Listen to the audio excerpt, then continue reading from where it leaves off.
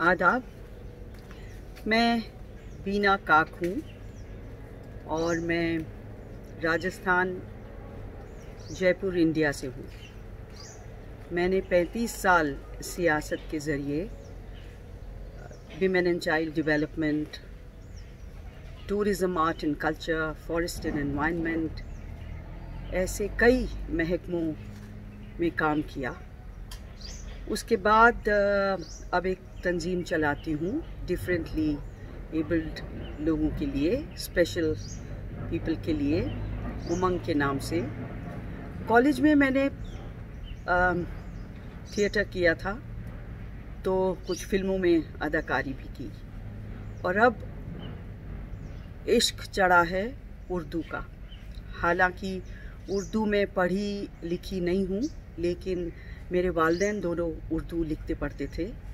तो ज़रमीन साहिबा ने जॉय ऑफ उर्दू कैंपेन, घर बैठे किताबें पढ़िए में हमें शामिल होने के लिए कहा, तो जिसे हम अपनी बहुत खुशकिस्मती समझते हैं।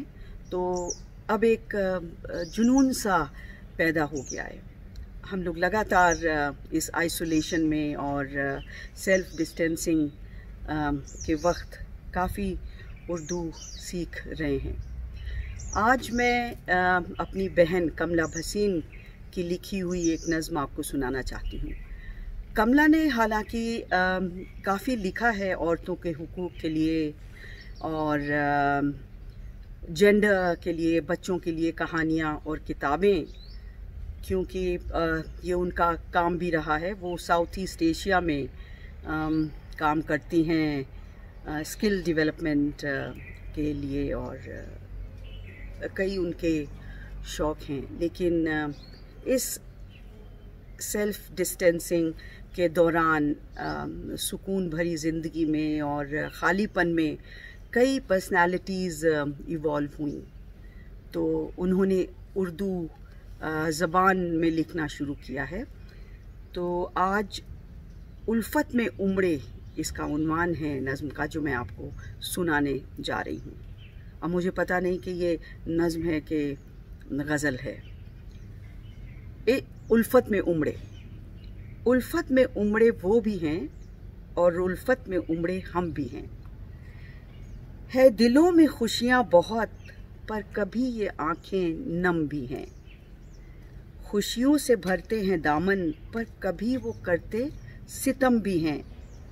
हैं कई रंग और रूप के रिश्ते, कॉमरेड, दोस्त, बहन हैं, कभी वो सनम भी हैं।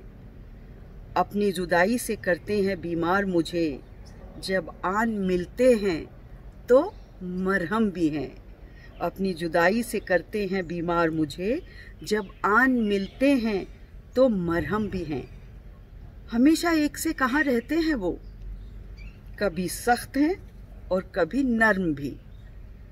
बहुत एहतियात से समझना पड़े है उन्हें, क्योंकि मिजाज उनके गर्म भी हैं। बहुत एहतियात से समझना पड़े है उन्हें, क्योंकि मिजाज उनके गर्म भी हैं। रिश्ता इतना गहरा और पाक है उनसे, रिश्ता इतना गहरा और पाक है उनसे, कभी यूँ लगे वो मेरे धर्म भी हैं। तो मुझे उम्मीद है कि ये रिश्तों पे जो मेरी बहन ने लिखा है वो आपको पसंद आएगा। बहुत शुक्रिया।